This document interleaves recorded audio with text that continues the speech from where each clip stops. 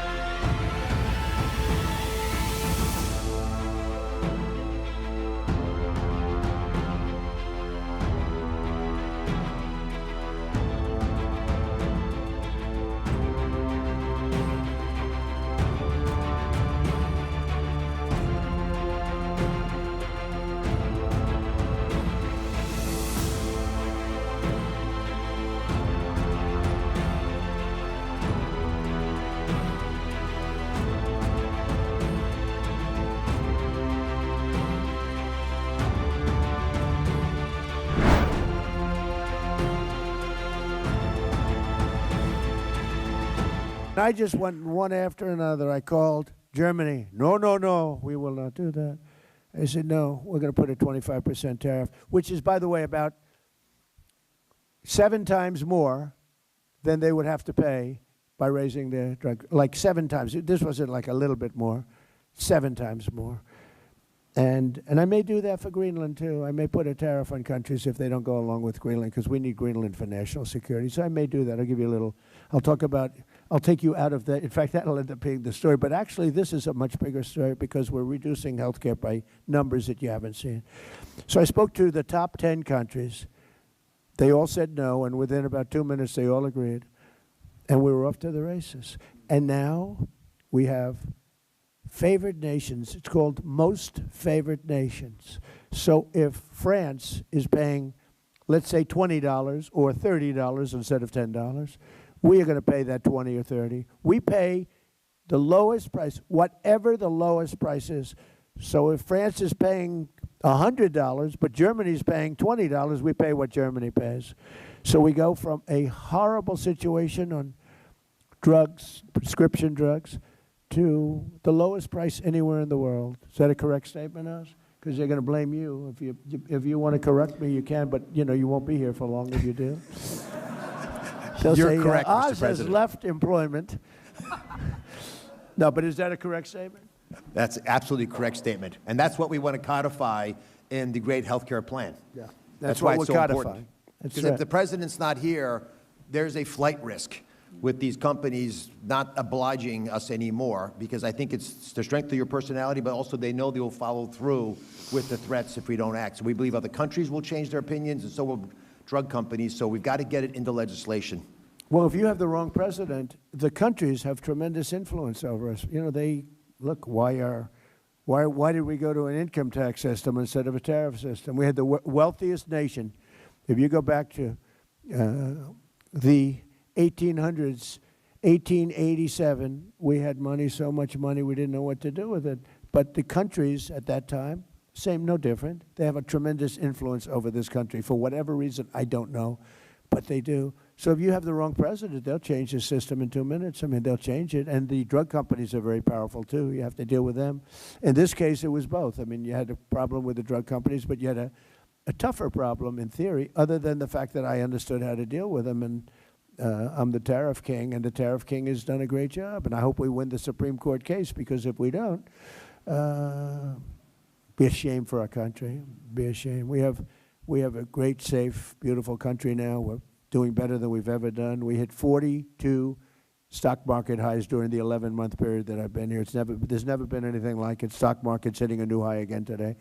So it's, it's been incredible. So just to end it on this, because it's such a big subject and it can't be explained by reading as good as my speechwriter is, he's fantastic, but he can't write it in one sentence what we're talking about.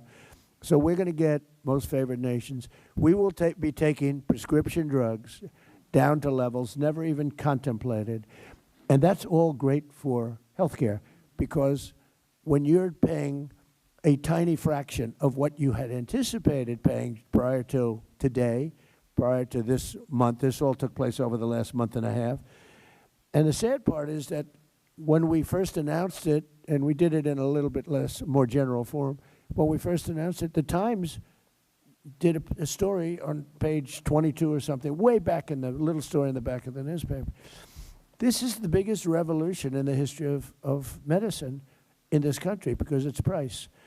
You're going to buy the drugs for a small fraction of what you were paying for them last month. And I tell the story of my first term. I was the one, after 28 years, that got drug prices down. It was either 1/4 or 1/8 of 1%. I got them down for the year. First time in 28 years. I was so proud of myself, I called a news conference. I said, ladies and gentlemen, for the first time in 28 years, drug prices have gone down for the year. 1/8 of a point. In fact, I had a chart. It was the worst chart I've ever seen. It was a line that went from January to December, and it was dead straight.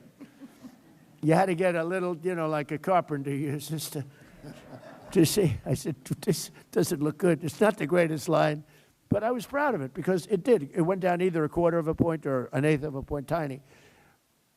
And now think of what we're doing.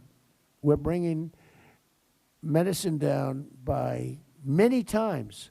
Nobody's ever seen. And there are two ways of calculating. You could say 1,000%, 2,000, or you could say 90% or 80%.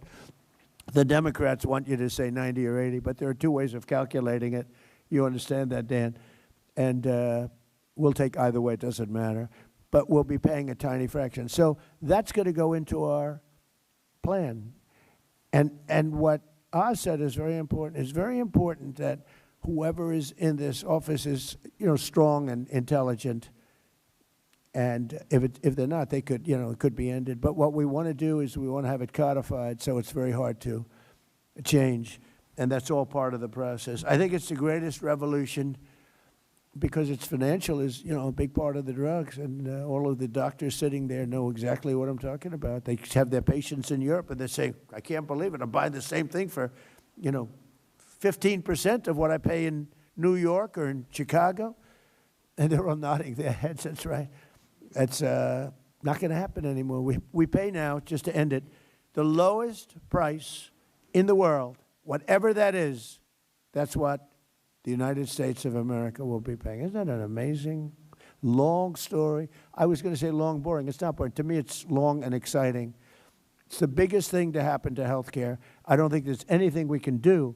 We can do all of our different methods, but there's nothing we can do that can ever top what we do. And the press should treat it fairly instead of not writing about it, because they don't write about it because it's me. Primarily because it's me, but also because it's Republican. And they don't write about it, and they should be ashamed. But fortunately, the public understands it, and that's why we won the election in a landslide. So it's a great thing. Instead of Americans paying the highest drug prices anywhere in the world by far, by 10 times sometimes, will now pay the lowest cost paid by the lowest nation. So the lowest nation, whatever that is, I hope they negotiate a great deal. I hope somebody out there of all those nations is going to be a better negotiator than everybody else. And whatever they get, we get, Mike. Is that pretty good? Look at Mike. Even Laura, first time I've ever seen him smile. And next, our plan would reduce your insurance premiums by stopping government payoffs to big insurance companies and sending the money directly to the people. So instead of, and this started, and I'm not really a healthcare maven, but I was always a good businessman. It started, I'm reading the paper, and I see the money that the insurance companies were making from us on Obamacare. And they're up by 1,000%, I think one was up 1,723%, 1,700%. And it's because of the massive amount of money that's sent to them by the United States government. And I said, why don't we just send it directly to the people instead? And I made that statement. It was a common sense statement. I didn't check with anybody. I didn't even call Oz or anybody. It just made sense. I made a statement, and it went viral. Can you believe it? It was so popular. In other words, we cut out the insurance companies. They're making a fortune. And, you know, they're good people. They're business people. I don't blame them. But we cut them out. We pay the money directly to the people.